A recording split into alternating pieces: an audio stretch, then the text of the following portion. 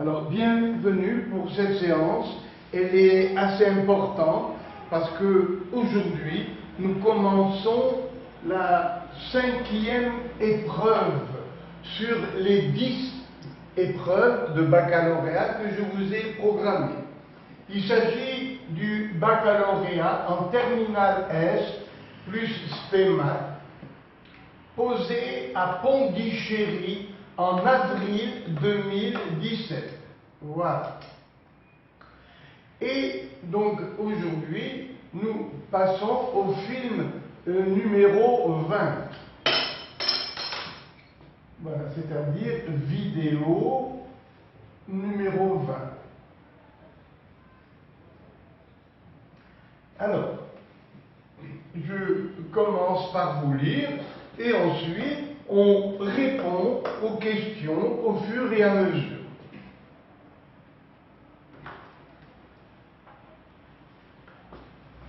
À l'issue de la fabrication, la chocolaterie considère que certaines tablettes ne sont pas commercialisables.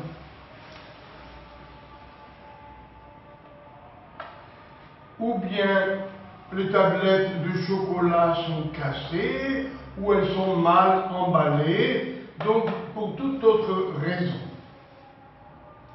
La chocolaterie dispose de 2 chaînes de fabrication. La chaîne A, plutôt lente, pour laquelle la probabilité qu'une tablette de chocolat soit commercialisable est égale à 0,98. C'est-à-dire, elles sont bien faites, elles sont commercialisables avec, vous voyez, un pourcentage de 98%. Donc, disons, tout va bien. Deuxièmement, vous avez maintenant vous voyez, la chaîne B qui, elle, est rapide, pour laquelle la probabilité qu'une tablette de chocolat soit commercialisable, elle est un peu moins grande, elle est de 0,95, c'est-à-dire 95%. Donc, rappelez-vous, pour la chocolaterie, elle a 2 chaînes de fabrication. La chaîne A, où la probabilité que la tablette de chocolat soit vendable, commercialisable, elle est de 0,98, c'est-à-dire elle est à 98% commercialisable. Plus maintenant la chaîne B, plus rapide, pour laquelle la probabilité qu'une tablette de chocolat soit commercialisable est 0,95. Donc voilà ici sur la pondérée, voilà la fabrication sur la chaîne A, la fabrication sur la chaîne B.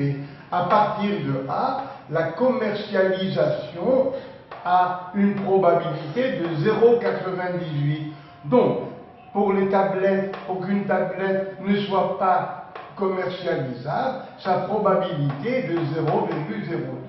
Après, à partir de la chaîne B, la tablette de chocolat est commercialisable avec une probabilité de 0,95, donc non, événement contraire, non commercialisable, avec une probabilité qui est le complément à 1, c'est-à-dire 0,05. À la fin d'une journée, on prélève au hasard une tablette de chocolat et on note A, l'événement, la tablette provient de la chaîne A. On note C, l'événement, la tablette de chocolat est commercialisable. Donc, à partir de la chaîne A, à 98%, la tablette de chocolat est commercialisable, donc à 2%, il faut la rejeter. À partir de la chaîne B, à 95%, la tablette de chocolat est commercialisable, donc à 5%, il faut s'en séparer. Premièrement, montrer que la probabilité de l'événement, la tablette de chocolat est commercialisable, montrez qu'elle est égale à 0,03 fois x plus 0,95. Qu'est-ce que c'est que x? C'est la probabilité pour que la tablette de chocolat soit préparée par la chaîne A. Donc 1 moins x est la probabilité pour que ce soit la chaîne B qui ait préparé la tablette de chocolat. Donc ici, montrez que la probabilité de l'événement, la tablette de chocolat est commercialisable, montrez qu'elle est égale à 0,03x plus 0,95. Alors, les réponses. Voilà donc l'arbre pondéré. Et voici les deux issues où la tablette est commercialisable. Quels sont les trajets? Celui-là et celui-là, pour qu'elle soit commercialisable. Donc c'est ou ce trajet, ou celui-là, et le ou est traduit par plus. Donc, probabilité pour que la tablette de chocolat soit commercialisable, c'est P, probabilité de A et C, plus probabilité de B et C. Application numérique, ça fait dans ce trajet 0,98 fois x, et dans celui-là 0,95 fois 1 moins x. On additionne, on simplifie, voilà, 0,98x moins 0,95x, ça fait 0,03x plus 0,95, et nous avons trouvé la formule qu'on nous avait demandée. Deuxième question. À l'issue de la production, à la fin de la journée, on constate que 96% des tablettes sont commercialisables. Donc ici, nous avons 0,98 à partir de A, 0,95. Disons que finalement, pour l'ensemble des deux, nous avons un pourcentage de 96% des tablettes qui sont commercialisables. Et on retient cette valeur pour modéliser la probabilité qu'une tablette soit commercialisable. Justifier que la probabilité que la tablette provient de la chaîne B est 2 fois égale à la probabilité que la tablette provienne de la chaîne A. Alors, on donne P de C, probabilité pour que la tablette soit commercialisable. Alors, nous faisons les calculs. Alors, pour qu'elle soit commercialisable, depuis le début, c'est 0,98 fois x plus 0,95 fois 1 moins x, et nous avons trouvé la réponse que nous avait demandée. Alors, maintenant, nous avons P de C, on nous a donné en fonction de x la probabilité pour qu'elle soit commercialisable. Pour qu'elle soit commercialisable, la probabilité de 0,96. Alors, donc, 0,03x plus 0,95, pour qu'elle soit commercialisable, ça vaut 0,96.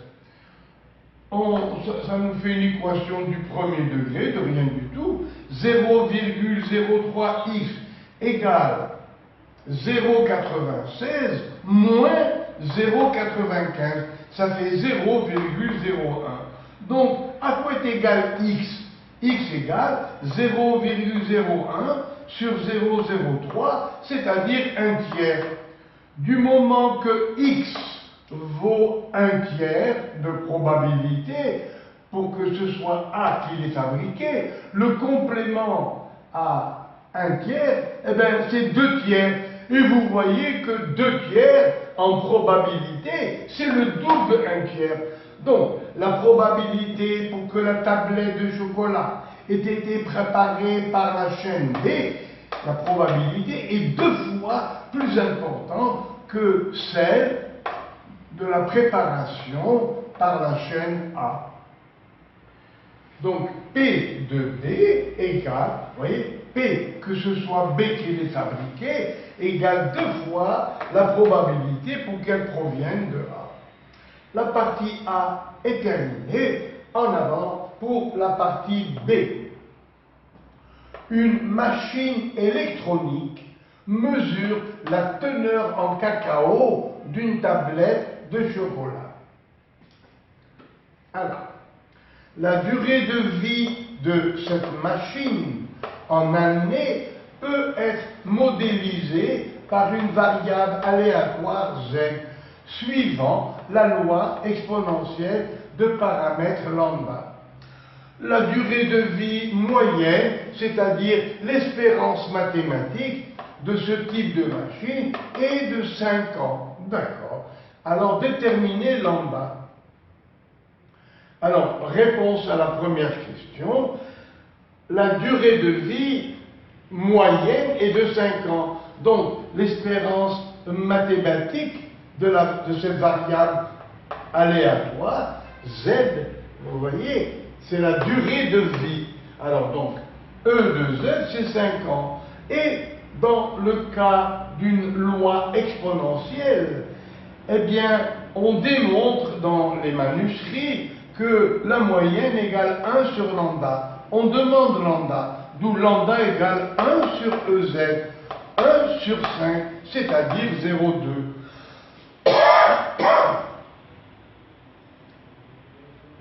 Deuxième question, calculer P de Z plus grand que 2.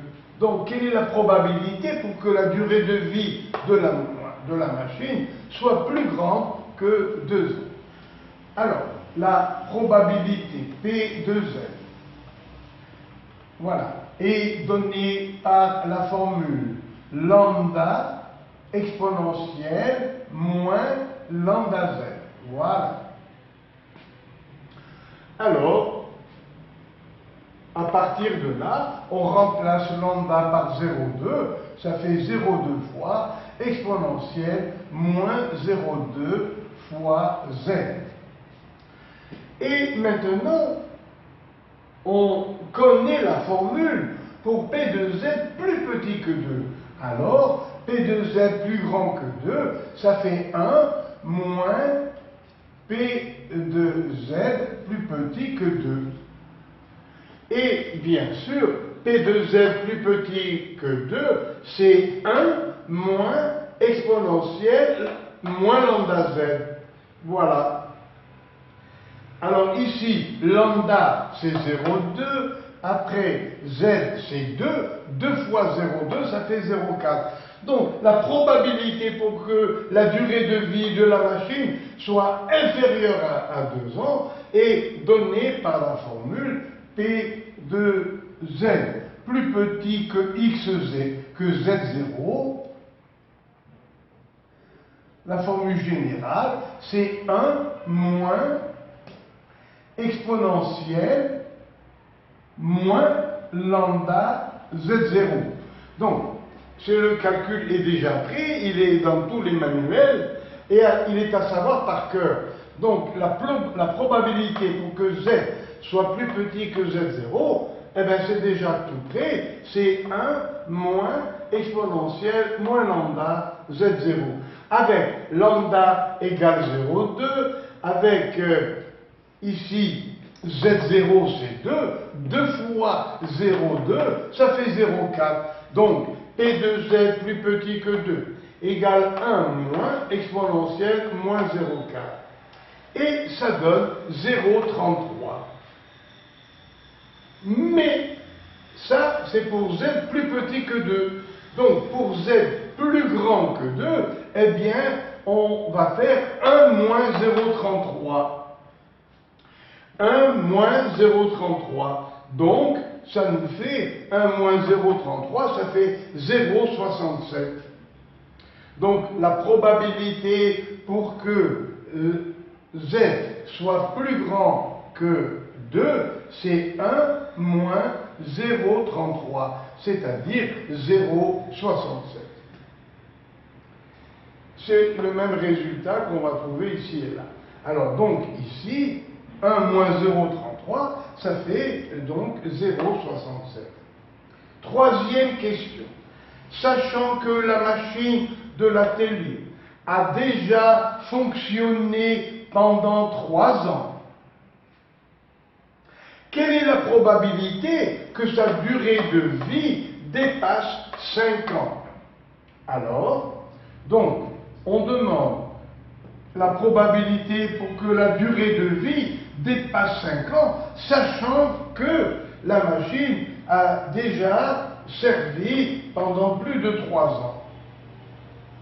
Et alors, eh bien, comme il s'agit dans la loi exponentielle d'une durée de vie sans vieillissement, eh bien, on a le droit, à ces 5 ans, d'enlever les 3 ans où elle a déjà, comme si elle n'avait pas vieilli, on peut enlever les 3 ans et dire donc que c'est égal à la probabilité pour que Z soit plus grand que 2, c'est-à-dire le résultat que nous avons trouvé précédemment, 0,67. Alors, rapidement, calculez, je vous reprends, calculez la probabilité pour que Z soit plus grand que 2. Eh bien, ça fait 1 moins probabilité pour que Z soit plus petit que 2. Parce que la formule n'existe que pour plus petit. C'est-à-dire 1 moins exponentielle moins lambda Z0. Lambda vaut 0,2, Z0 c'est 2, donc ça fait 1 moins exponentielle moins 0,4. On trouve, voilà la réponse, 0,33. Mais, attention, ça c'est probabilité pour que Z soit plus petit que 2. Donc pour que Z soit plus grand que 2, alors probabilité pour que Z, la durée de vie, soit plus grande que 200, eh bien ça fera 0,67. Troisième question. Sachant que la machine de l'atelier a déjà fonctionné pendant 3 ans, quelle est la probabilité que sa durée de vie dépasse 5 ans? Voilà comment ça s'écrit. Probabilité pour que la durée de vie dépasse 5 ans, sachant qu'elle a déjà dépassé la durée de vie de 3 ans. Eh bien, on démontre que il n'y a pas dans la loi exponentielle, il n'y a pas de vieillissement. Les 3 ans ne comptent pas dans le vieillissement. Ce qui fait que dans les 5 ans, on va compter qu'elle a déjà fait les 3 ans. Il ne va plus rester que 2 ans. Donc ce 5 ans, c'est 2 plus 3. On va enlever les 3 ans de fonctionnement et ça donne probabilité pour que Z soit plus grand que 2, que nous avons calculé dans la question précédente et qui est égal à 0,67. Donc là, vous voyez, c'est une probabilité conditionnelle, sachant que Z est plus grand que 3. Alors, donc la durée de vie doit dépasser 5 ans, mais comme elle a déjà fait 3 ans, vous voyez, donc cela revient à dire probabilité pour que la durée de vie dépasse 2 ans. Parce que là, vous voyez, elle a déjà fait ses 3 ans. Alors, on les retire, voilà, et ça nous donne Z, probabilité pour que Z soit plus grand que 5 moins 3, ça fait 2. Voilà, donc pour la partie B. Alors, c'est terminé, je déplace ma caméra pour attaquer la partie C.